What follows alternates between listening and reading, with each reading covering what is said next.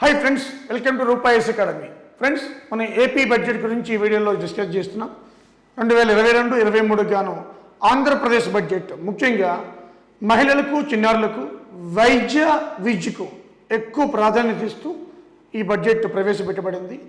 అలాగే వెల్ఫేర్ మీద కూడా కాన్సన్ట్రేషన్ చేశారు. సో దీంట్లో సెపరేట్గా జెండర్ బేస్డ్ బడ్జెట్, అదేవిధంగా అగ్రికల్చరల్ బేస్డ్ బడ్జెట్, వ్యవసాయానికి సంబంధించి వ్యవసాయ బడ్జెట్, అలాగే జెండర్ బేస్డ్ బడ్జెట్ రెండు కూడా ఇన్బిల్ట్ అయి ఉన్నాయి. కాబట్టి ఓవరాల్గా మనం బడ్జెట్లో డిస్కస్ చేద్దాం. మరి ఈ AP budget for the year 2022-23కి మన ఫైనాన్స్ మినిస్టర్ బుగ్గన రాజేంద్రనాథ్ గారు ప్రవేశపెట్టారు. చూద్దాం ఒకసారి. ఈ టోటల్ బడ్జెట్ 2,56,256.56. ఇది ఒక మ్యాజిక్ ఫిగర్లా ఉంది చూడండి. ఇది 256 రిపీట్ అయింది మళ్ళీ 2 సార్లు కదా. అలాగే లేదా 256 సో మ్యాజిక్ ఫిగర్లా ఉంది చూడండి. 2,56,256.56 కోట్లు. ఈజీ గుర్తుపెట్టుకోవచ్చు అనమాట. 256 ఇది 0.56 ఏముంది. సో ఈజీగా మీకు గుర్తుపెట్టుకోవచ్చు ఏపీ బడ్జెట్. సో 256 అనమాట. ఓకే, 2,56,256.56 కోట్లు. దీంట్లో రెవెన్యూ రిసిప్ట్స్ అంటే రెవెన్యూ ఆదాయం 1,91,225.11 కోట్లు రెవెన్యూ వచ్చే ఆదాయం అనమాట. అలా ఖర్చు ఎక్కువ చూపించారు. ఈ ఖర్చు చూస్తే మనకి రెవెన్యూ ఎక్స్పెండిచర్, రెవెన్యూ వ్యయం అంటాం దీన్ని, 2,08,261.26 కోట్లు. సో ఇక్కడ తెలంగాణలోనేమో మిగులు చూపించారు, ఆంధ్రాలోనేమో రెవెన్యూ వ్యయం అంటే లోటు చూపించారనమాట. అంటే రెవెన్యూ ఎక్స్పెండిచర్లోంచి రెవెన్యూ ఆదాయం తీసేస్తే రెవెన్యూ డిఫిసిట్ వస్తుంది మనకి, అంటే లోటు రెవెన్యూ అనమాట. సో ఇది ఈ రెండింటి దీనిలోంచి తీసేస్తే మనకి 17,036.15 కోట్లు. అంటే రెవెన్యూ లోటు ఎంత ఉంది మనకి అంటే వచ్చే ఆదాయం తక్కువ, ఖర్చు ఎక్కువ. అది ఆంధ్రప్రదేశ్ ఇక్కడ రెవెన్యూకి సంబంధించి. అది ఎంత లోటు అంటే 17,036.15 కోట్లు. మరి ఇది జిఎస్టిపిలో అంటే స్థూల రాష్ట్ర ఆదాయంలో 1.27%. జిఎస్టిపిలో 1.27% అనమాట. రెవెన్యూ లోటు రాష్ట్ర స్థూల ఆదాయంలో 1.27%. ఇది చాలా ఇంపార్టెంట్. ఓకేనా. నెక్స్ట్ చూద్దాం. అదేవిధంగా capital expenditure, capital investment expenditure అంటాం, మూలధనమైన ఎక్స్పెండిచర్ 30,679.57 కోట్లు. అదేవిధంగా మనకి షేర్ ఆఫ్ సెంట్రల్ ట్యాక్సెస్, పన్నుల్లో కేంద్ర వాటా, కేంద్రం ఇచ్చే వాటా అనమాట. పన్నుల్లో కేంద్రం మనకి ఇచ్చే షేర్ అనమాట 33,050 కోట్లు. 33,050 కోట్లు. సో సెంట్రల్ గ్రాంట్స్ ఇది మళ్ళీ తిరిగి అవసరం లేదు. కేంద్రం ఇచ్చే గ్రాంట్స్, కేంద్రం ఇచ్చే మన ట్యాక్స్ షేర్ ఇది. కేంద్రం ఇచ్చే గ్రాంట్స్ 56,033 కోట్లు. 56,033 కోట్లు ఏమో సెంట్రల్ గవర్నమెంట్ గ్రాంట్స్కే ఇస్తుంది, మనం తిరిగి చెల్లించిన అవసరం లేదు. ఆర్టికల్ 275 ప్రకారం ఇస్తుంది ఇది. ఇక్కడ మనకి రావాల్సిన ట్యాక్స్ రాష్ట్రానికి సెంట్రల్ నుంచి 33,050 కోట్లు అనమాట. సో సెంట్రల్ గవర్నమెంట్ మనకి ఇచ్చే ట్యాక్స్లో గ్రాంట్ అన్ని కలుపుకుంటే సుమారు మనకి అది 90,000 కోట్లు ఇదే ఉందన్నమాట. ఓకే. ఫిజికల్ డిఫిసిట్, ద్రవ్య లోటు అంటాం, 48,724.11 కోట్లు. ఇది జిఎస్టిపిలో 3.64% ఉంది. ఈ పర్సెంట్లు కూడా ఇంపార్టెంట్. రాష్ట్ర స్థూల ఆదాయంలో ఇది 3.64. అక్కడ రెవెన్యూ ఏమో 1.27, ఇక్కడ ద్రవ్య లోటు ఏమో 3.64%. ఈ రెండు కూడా చాలా ఇంపార్టెంట్. ఓకేనా. అదేవిధంగా మనం చూస్తే టోటల్ పబ్లిక్ డెప్ట్, టోటల్ ప్రజా అప్పులు అనమాట. టోటల్ అప్పులు 4,39,394.35 కోట్లు. సో ఇది టోటల్ పబ్లిక్ డెప్ట్, ప్రజా రుణం అనమాట. Okay. Special development package fund ఇది కొత్తగా ఏర్పాటు చేశారు. ఈ స్పెషల్ డెవలప్మెంట్ ప్యాకేజ్ ఫండ్ని ఈ బడ్జెట్లో కొత్తగా ఏర్పాటు చేశారమ్మా. ఒక ఎమ్మెల్యేకి 2 కోట్లు ఇస్తారు, నియోజకవర్గానికి 350 కోట్లు కేటాయించారు. సో ఇది దేని మేము పెడతారట, సోషో ఎకనామిక్ డెవలప్మెంట్. ఇది చాలా చాలా ఇంపార్టెంట్, ఫస్ట్ టైం అనమాట. ఒక ఎమ్మెల్యేకి 2 కోట్లు ఇచ్చి అభివృద్ధి మీద ఖర్చు పెట్టాలి. నియోజకవర్గానికి 350 కోట్లు ప్రపోజ్ చేస్తారనమాట దీనికోసం. ఓకేనా? అదేవిధంగా నేచురల్ డిజాస్టర్స్ ఫండ్ ఏర్పాటు చేశారు. సో ఏదైనా ప్రకృతి విపత్తులు వచ్చినప్పుడు, మనకి అనుకోని సంఘటనలు జరిగినప్పుడు మనకి దానికోసం ఇక్కడి నుంచి ఖర్చు పెట్టాలి 2000 కోట్లు నేచురల్ డిజాస్టర్ ఫండ్. అదేవిధంగా ప్రైస్ స్టెబిలైజేషన్ ఫండ్, ఇది ఎప్పుడు ఏర్పాటు చేశారు, దానికి 500 కోట్లు కేటాయించారు. ప్రైస్ స్టెబిలైజేషన్ ఫండ్ టోటల్ 3000 కోట్లు ఎవ్రీ ఇయర్ కేటాయిస్తున్నారు. 500 క్రోర్స్ కేటాయించారు. సోషల్ సర్వీస్ అంటే ఈ బడ్జెట్లో సోషల్ సర్వీస్ మీదే టోటల్ 2.56 lakh క్రోర్స్లో 44.23% అంతా కూడా మనకి సోషల్ సర్వీస్ ప్రజాసేవల మీదే ఖర్చు పెడుతున్నారు. 44.23% ఎక్కువగా ప్రజాసేవల మీద, ప్రజా వెల్ఫేర్ మీద. అది ఈ బడ్జెట్లో వాళ్ళు చెప్పింది మనకి. ఓకేనా? అలాగే ఈ బడ్జెట్లో ఫైనాన్స్ మినిస్టర్ గారు మనకి 4 పిల్లర్స్గా మాట్లాడారు. హ్యూమన్ కెపాసిటీ, మానవ సామర్థ్యం, ఇన్ఫ్రాస్ట్రక్చర్, మౌలిక సదుపాయాలు, లైవ్లీహుడ్, జీవనోపాధి, సోషల్ సెక్యూరిటీ, సామాజిక బాధ్యత, భద్రత.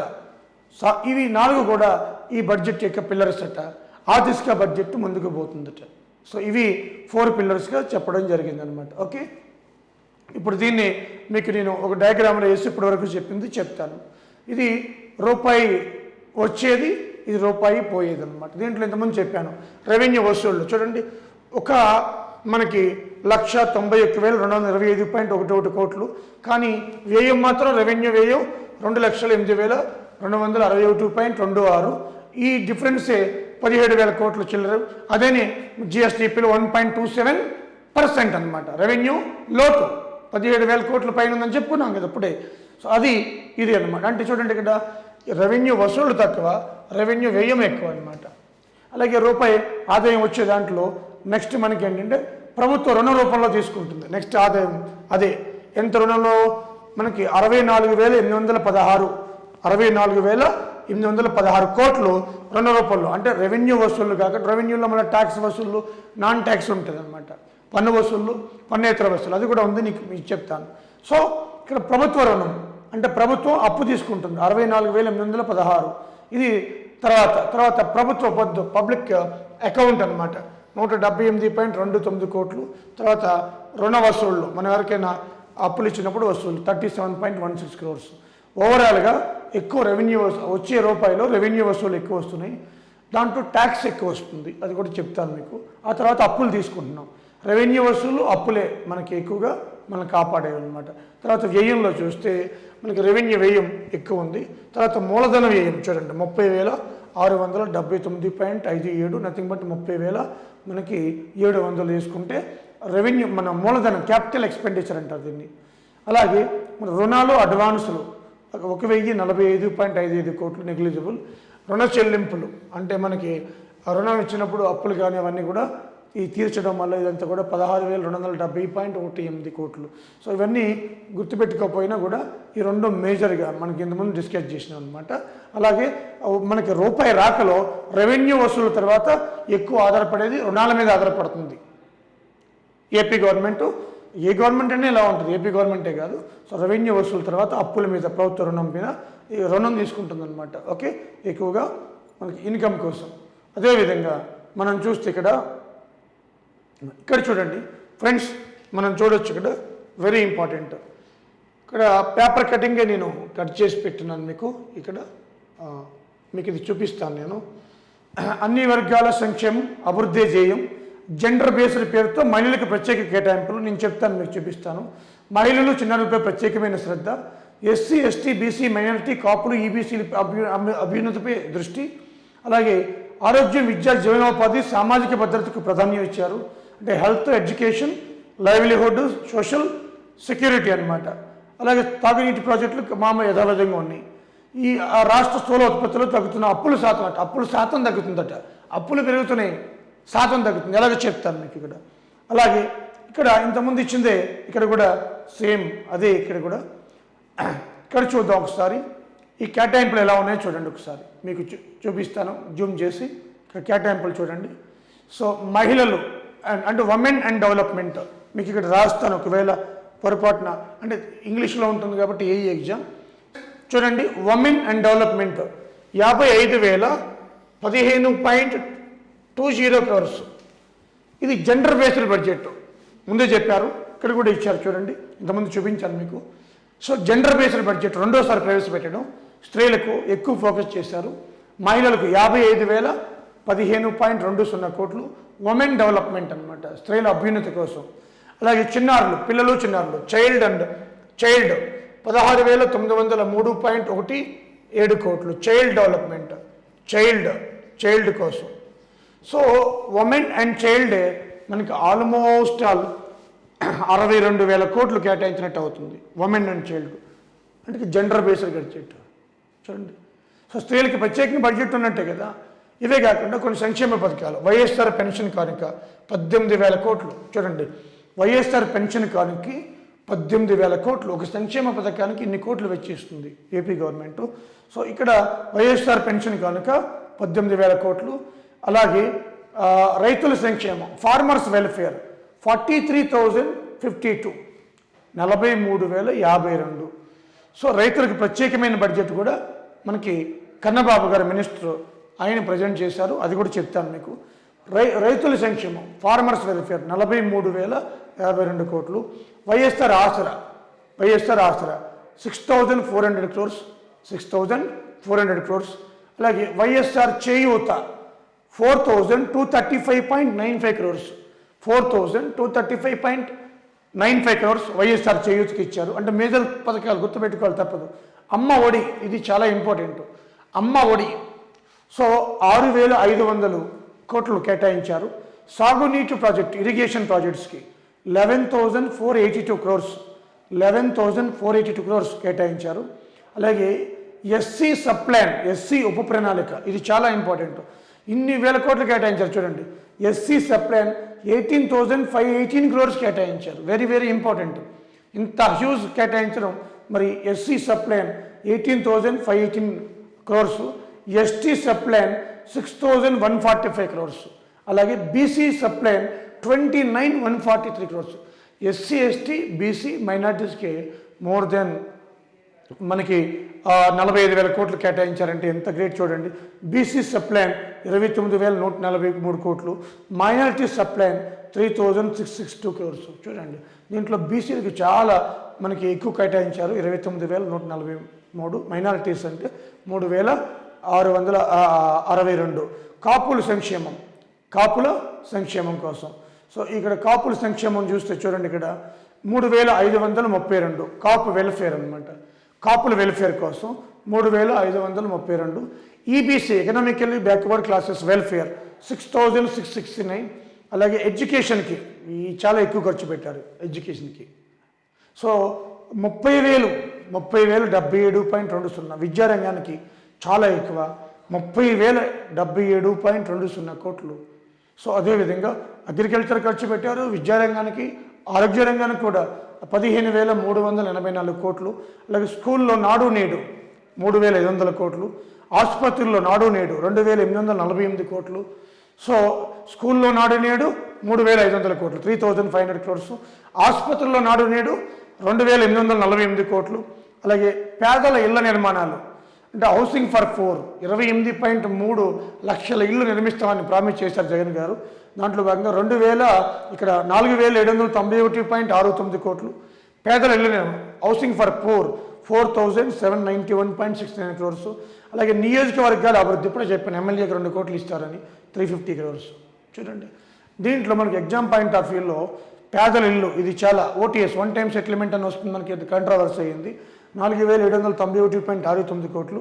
అలాగే విద్యారంగానికి 30,077.20 కోట్లు. కాపులు 3,532 కోట్లు.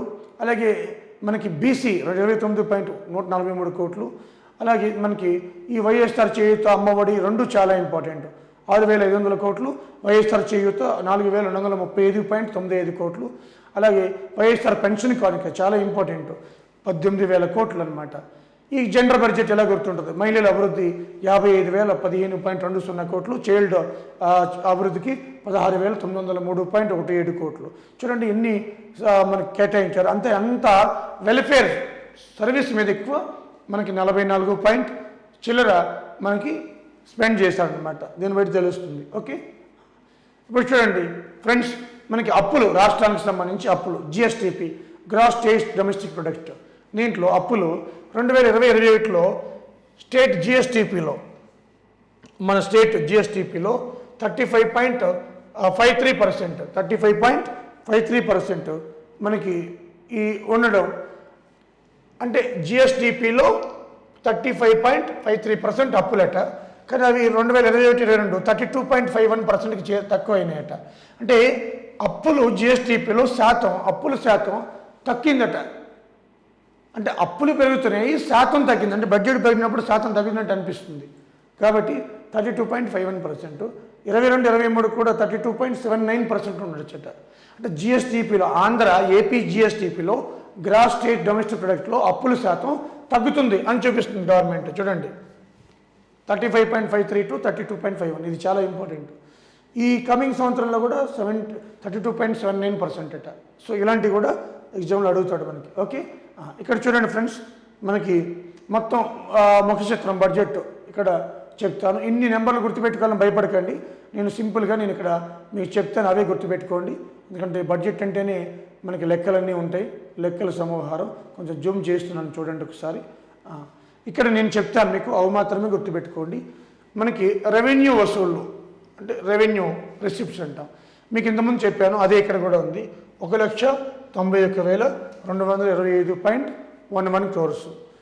ఈ రెవెన్యూ వసూల్లో మనం చూస్తే ఏవి ఎక్కువ ఉన్నాయి. అలాగే ఇక్కడ కూడా ఇంకోటి కేంద్ర పన్నుల్లో వాటా. ఇది ఇంతకుముందు చెప్పాను, 33,000 మనకి 50 కోట్లు. అంటే కేంద్ర పన్నుల్లో వాటా అంటే కేంద్రం కలెక్ట్ చేసి రాష్ట్రాలకి ఇస్తుందన్నమాట దాంట్లో. అలాగే ఈ రెవెన్యూ వసూల్లో పన్ను ఆదాయం అంటే కేంద్ర పన్నుల్లో వాటా 33,050 కోట్లే. పన్ను ఆదాయం మాత్రం ఇక్కడ చూడండి 91,049.61. అంటే రెవెన్యూ వసూలు 1,91,225.11 కోట్లు అయితే దాంట్లో 91,000 కోట్ల పైన మనకి ఓన్లీ పన్ను ఆదాయమే వస్తుంది. తర్వాత పన్నేతర ఆదాయం చాలా తక్కువ ఉంది, 11,092.50 పన్నేతర.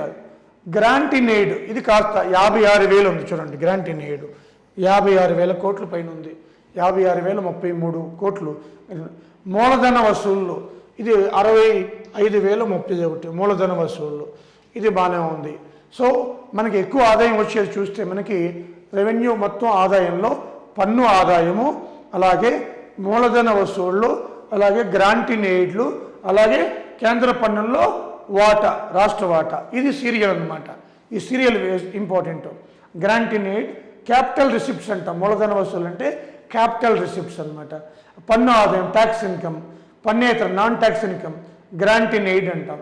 సో ఇవి ఎక్కువ చూపిస్తున్నాయి. అలాగే మూలధన వసూల్లో మళ్ళీ ఓపెన్ మార్కెట్ రుణాలు ఎక్కువ 55,000 కోట్లు, ఫ్లోటింగ్ రుణాలు. సో ఇవన్నీ కూడా మనకి ఎకానమీ టెర్మినాలజీ చూడండి ఒకసారి.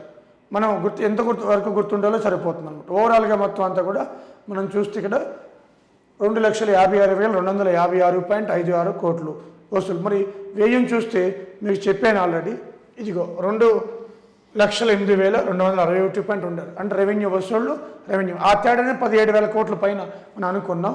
సో వ్యయంలో వడ్డీ చెల్లింపులు, ఈ వడ్డీ చెల్లింపులో 21,340.16 కోట్లు అయిపోతుంది.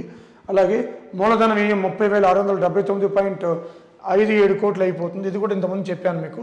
వడ్డీ చెల్లింపులకి ఈ మూలధన వ్యయంకి ఎక్కువ ఖర్చు పెట్టడంలో.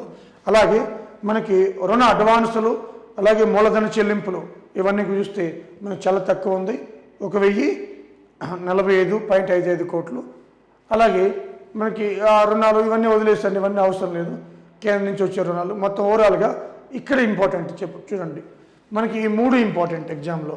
ఈ 3 కూడా ఇంపార్టెంట్ అనమాట. రెవెన్యూ లోటు ఇంతకుముందు చెప్పాను 17,036.15 కోట్లు. రెవెన్యూ డిఫిసిట్ అంటారు. ద్రవ్య లోటు ఫిస్కల్ డిఫిసిట్ ఇది -40 అంటే 48,724.11 కోట్లు. సో ఇది 1.27 అని చెప్పాము. ఇది 1.27, ఇది 3.64% అనమాట. అంటే జిఎస్టిపిలో. సో ఇది ప్రాథమిక లోటు ప్రైమరీ డిఫిసిట్ అంటారు. ఇది 383.96 కోట్లు అనమాట. సో ఈ 3 లోట్లు గుర్తుపెట్టుకోవాలి మీరు, చాలా ఇంపార్టెంట్. సో ఏది దీంట్లో ఎక్కువ? ద్రవ్య లోటు ఎక్కువ, తర్వాత ప్రాథమిక లోటు, ఆ తర్వాత మనకి రెవెన్యూ లోటు. సో రెవెన్యూ లోటు తక్కువ ఉంది ఈ 3 లోట్లలో. ద్రవ్య లోటు ఎక్కువ, అంటే ఫిజికల్ డెఫిసిట్ అంటారు, ఫిజికల్ డెఫిసిట్ ఎక్కువ ఉంది. తర్వాత ప్రైమరీ డెఫిసిట్, లీస్ట్లో రెవెన్యూ డెఫిసిట్ అనమాట. ఇది చాలా ఇంపార్టెంట్, ఇది గుర్తుపెట్టుకోవాలి మీరు, మస్ట్ అనమాట ఎగ్జామ్ పాయింట్ ఆఫ్ వ్యూలో. ఓకేనా? ఏ నెంబర్ గుర్తుపెట్టుకోవాలి అదే చెప్తున్నాను మీకు. ఓకే, నెక్స్ట్ ఫ్రెండ్స్ మనం చూద్దాం ఒకసారి. దీంట్లో మనం చూస్తే అగ్రి బడ్జెట్, వ్యవసాయానికి ప్రత్యేకమైన బడ్జెట్ చూడండి, 43,052.78 కోట్లు. ఇది జిఎస్టిపిలో, అంటే టోటల్ బడ్జెట్లో 16.80% టోటల్ బడ్జెట్లో అనమాట. వ్యవసాయానికి separate budget, gender based budget 55,000, చిన్నపిల్లలకి 16,000 పైన. ఇది అగ్రి బడ్జెట్ 43,052.78 కోట్లు. ఓకే, అదేవిధంగా మనకి స్టేట్ అట గుడ్ గవర్నెన్స్ ఇన్ అగ్రికల్చర్లో స్కోచ్ అవార్డు వచ్చిందట, ఏపీ నెంబర్ 1 అట. గుడ్ గవర్నెన్స్ ఇన్ అగ్రికల్చర్లో ఏపీ నెంబర్ 1 అట. ఇది స్కోచ్ అవార్డు కూడా రావడం జరిగిందనమాట. ఓకే, సో అదేవిధంగా మిల్లెట్స్ టార్గెట్ పెట్టారు. ఈ ఏపీలో మిల్లెట్ అంటే పోషక పదార్థాలు కలిగిన పంటలు కాబట్టి ఈ మిల్లెట్స్ టార్గెట్ చూస్తే మనకి 5 లక్షల ఎకరాల్లో మిల్లెట్స్ అంటే రాగులు, కొర్రలు ముఖ్యంగా ఫోకస్ పెట్టారనమాట, పండియాలట. సో ఇది కూడా టార్గెట్ పెట్టారు వ్యవసాయంలో. అలాగే డ్రోన్ల వ్యవసాయం, అలాగే బోర్వెల్స్కి, వ్యవసాయంలో బోర్లు, అదేవిధంగా సాగునీటికి కొన్ని ప్రాజెక్ట్స్, ముఖ్యంగా పోలవరానికి ఎక్కువ ప్రయారిటీ ఇచ్చారు. వెలుగొండ అవుకు రిజర్వాయర్కి ఇచ్చారు, అలాగే పులివిందుల కాలువకి ఇచ్చారు. ఇలా కొన్ని ప్రాజెక్ట్స్ కూడా ప్రయారిటీ ఇచ్చారు. అలాగే 300 కోట్లతోటి ఫుడ్ ప్రాసెసింగ్ యూనిట్స్ ఏర్పాటు చేయాలి. 300 కోట్లు ఫుడ్ ప్రాసెసింగ్ యూనిట్స్ అనమాట. ఓకే, అలాగే అవుకు రిజర్వాయర్ 2023కి కంప్లీట్ చేయాలట. అవుకు రిజర్వాయర్ ఎప్పటికి కంప్లీట్ చేయాలా? 2023 కంప్లీట్ చేయాలట. అలాగే టెలిమెడిసిన్ చాలా ఇంపార్టెంట్. పశువులకి టెలిమెడిసిన్ ద్వారా వైద్యం అందించాలి. First state in India Andhra Pradesh. విజయవాడలో కాల్ సెంటర్ కూడా పెట్టారు. సో టెలిమెడిసిన్ పశువులకి అనమాట, very very important. First state in India Andhra Pradesh. అదేవిధంగా మనకి రివర్స్ టెండరింగ్ చేశారట, దీని ద్వారా 4,000 కోట్ల ఆదా అయిందట, రివర్స్ టెండరింగ్ అనమాట. అలాగే మనకి 61.74 lakhs పీపుల్ పెన్షన్ పొందుతున్నారట. 28.3 lakh people houses for poor ఇవ్వాలని టార్గెట్గా పెట్టుకున్నారట. ఓకేనా? ఇవన్నీ కూడా ఈ బడ్జెట్లో చెప్పడం జరిగిందనమాట. ఇది ఫ్రెండ్స్ మేజర్గా బడ్జెట్లు ఏవైతే ఉన్నాయో అవన్నీ కూడా మీకు డిస్కస్ చేయడం జరిగిందనమాట. ఫ్రెండ్స్ ఇది బడ్జెట్లో ఏవైతే నెంబర్స్ గుర్తుపెట్టుకోవాలో డేటా అదే ఇచ్చాను మీకు. ఓకేనా? సో ఎకనామిక్ సర్వేలో ఇంకా డీటెయిల్గా మీకు ఎకనామిక్ సర్వే ఇచ్చారు, ఇంకా అప్లోడ్ చేయలేదు, రేపు ఎప్పుడు చేస్తారు. సో అవన్నీ చూసి మీకు నీట్గా ఎకనామిక్ సర్వే కూడా మళ్ళీ చేస్తాను ఫ్రెండ్స్. అదేవిధంగా మనకి 14th బ్యాచ్ స్టార్ట్ చేస్తున్నాం. 14th batch new batch, offline batch. అదే ఆన్లైన్ ఆల్రెడీ మన దగ్గర రెడీగా ఉంది. 14th బ్యాచ్ ఎవరైనా ఇంట్రెస్టెడ్ అయి ఉంటే అటు తెలంగాణ కానీ ఇటు ఆంధ్రప్రదేశ్ కానీ 14th మండే ఎల్లుండి అనమాట. So you can call to Rupayi numbers. Okay friends, thank you very much.